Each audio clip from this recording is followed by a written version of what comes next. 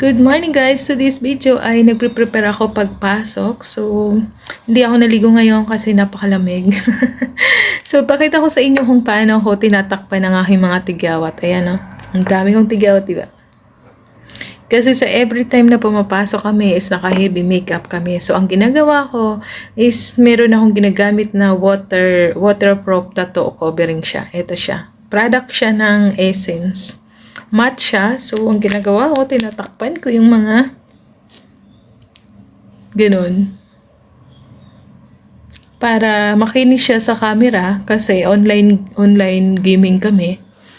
Feeling magaganda kami. Feeling magaganda kami, guys. Kaya, medyo wala nang laman to. Ang dami, as in, ang dami kang magiging visible na siya sa camera pagka i-blendin mo siya. Tapos, hindi na siya masyadong halata. Ito yung ginagamit ko kasi ito siya. Product siya ng Essence. Pipicturean ko siya mamaya para Ang dami as long na inaano ko siya, yung tinatakpan ko siya. Kasi araw-araw na papasok ako. May mga kularete kaming nilalagay sa mukha. Diyos ko, daig ko pa yung ayun o, ang dami. Kaya kahit gamutin ko siya ng gamutin, ang dami kong nagpaderma na nga ako kasi nga ini-injectionan pala yon. So hindi ko siya napicturean. Sa susunod na pagpunta ko ulit sa derma, kasi nag-trigger yung aking mga, ito bagong tubo to, so hindi ko siya malagyan. Ang dami, wala na pala itong laman. Kasi ang dami kong ito pa, marami pa yan siya. Product din siya ng Essence. So marami yan, yung ganun. So yun, product siya ng Essence, matte din siya, yung na to. Pero ngayong umaga kasi, ang ko lang is, dalawang studio lang kasi ang pasok namin ngayon. So hindi siya masyadong babad ang mukha ko sa makeup. So, pakita ko lang sa inyo tong ginagamit kong Tinatakpan ko muna siya, nagilamos muna ako.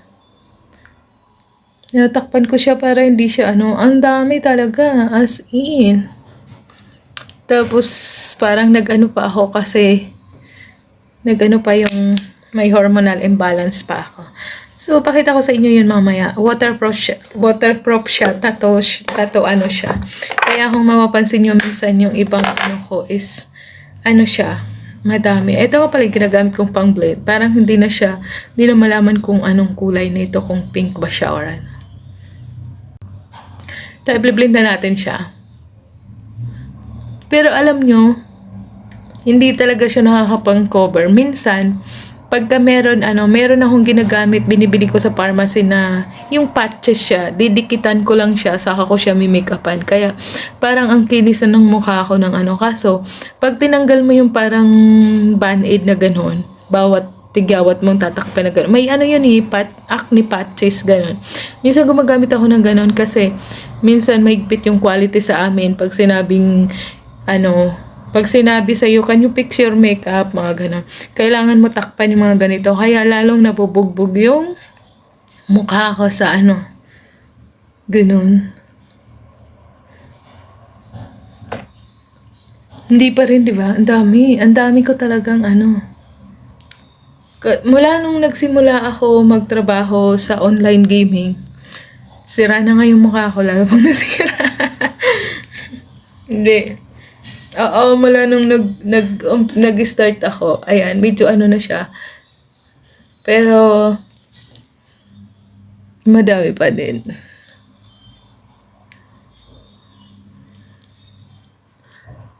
Ito lang yung ginagamit ko, pantakip, pero marami pa rin So, since nadudoblihan pa yan. Pagdating kasi doon sa trabaho namin sa studio, dinudoblihan pa nila, parang pinapakapal pa nila, kaya masyadong ilang patong na yung ginagawa sa mukha ko. Diba? Itong sides kasi na to, kailangan yung blast on namin is talagang visible siya sa camera. Talagang parang alam mo yung mukha na ka ng clown. ganon yung sa namin. Yun lang, pinakita ko lang sa inyo yung product na to ginagamit ko. Yung waterproof siya na tattoo covering siya, pang cover siya sa tattoo. Yan ang ginagamit ko sa mukha ko kasi ayoko nang every time tatawagan na, ayoko nang every time na sasabihan ako ng mga ano ko na, mag-retouch ka. Wala namang ire-retouch sa mukha ko na. Para sa akin, wala nang ire-retouch yun kasi Makati siya. Makati kasi siya sa mukha. Ito lang kasi yung tagyawat na inaano ko. Kasi bagong tubo to eh. Tapos yung mga ilalim ng mata sa ilong. Yung mga galing sa ganito ko. Hindi ako expert na makeup. Nagme-makeup lang ako sa sarili ko talaga. Kung hindi lang kailangan sa trabaho talaga. So, yun. So, yun. Yun nga, kwentong-kwento ko lang. Kasi mamaya hindi na ako mag-ano kasi madali na ako magkolerete. Maganda din naman yung concealer sa ito bagong tubo to eh. Maganda din ang concealer sa, dami ah. Kasi ng isang araw, 12 oras ang naka 12 hours ako. So, 12 hours din nakababad ang pisngi mo, di ba? Kaya ganun ka, yung ka-heavy makeup yung trabaho namin. Napakadami kong makeup dito na sa mata, wala akong Tinawag, binabalot ko na lang yung mga pang sa mata ko. Ang dami yan. Tapos pagdating doon, i-re-retouch ka pa nila. Ba yung aking wala kasi akong ipit. Akong ipit sa yung bangs ko. Oo, marami. Ayun pala. Kasi kailangan kong mag-ayos ng para hindi siya tumama sa ganito. Ang dami kong sa sa mata. Marami pa yan. Ito pa, oh. Ito. Kung anong uniform kasi namin at kung anong isuggest nilang itsura ng mata mo, yung sa ganito, yun ang gagawin. Kaya ang hirap ng trabahong online gaming. Mahirap siya. Para sa akin, pero kailangan mong kumita ng pera, diba? Tapos ito pa, kaya napakarami kong mga makeup sa kaya kung mapapansin nyo yung aking mukha, hindi na siya gumaling sa ang dami siya. Ito pa, oh. Napakarami kong meron pang, ito pa. Diba? Ang hirap ng parang sa lahat naman ng pinasukan kong trabaho, parang dito lang ako na pressure ng kasi kailangan mong sumunod sa kailangan mong sumunod sa rules nila sa trabaho. Syempre, kailangan mo ng pera, kailangan mo kaya kahit nasisira na ang mukha ko, wala namang sisira. Parang wala nang di ba? Ang dami na. Kung kailan ako nagkaedad talaga, saka lang ako nagkaroon ng mga tagyawat na ganito, lalo na sa ganito, ito.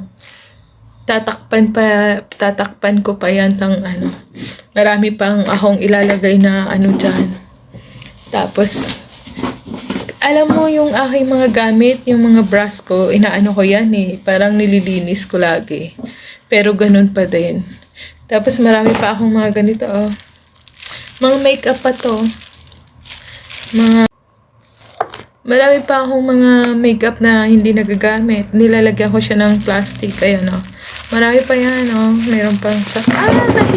Meron pa sa mata, diba? Napakarami ng sa mata. Kasi, kailangan kasi, binabalot ko siya. Ko naman, hinuhugasan ko naman yung mga brush ko. Tsaka yung mga ginagamit ko sa mukha, kagaya ng ganito, nakaano pa siya. Kasi nga, parang sensitive na yung yung mukha ko sa mga cosmetics. Kasi sa Dubai naman, nag-makeup naman kami. Pero, hindi naman kaganito na mukha ka ng clown na mag-makeup ka na ng diba? Kaya, yun.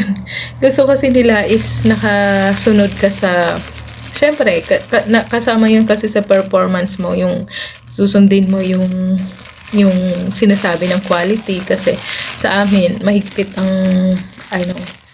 Kailangan may perform, may bonus din kasi yung makeup mo, yung kuko, lahat.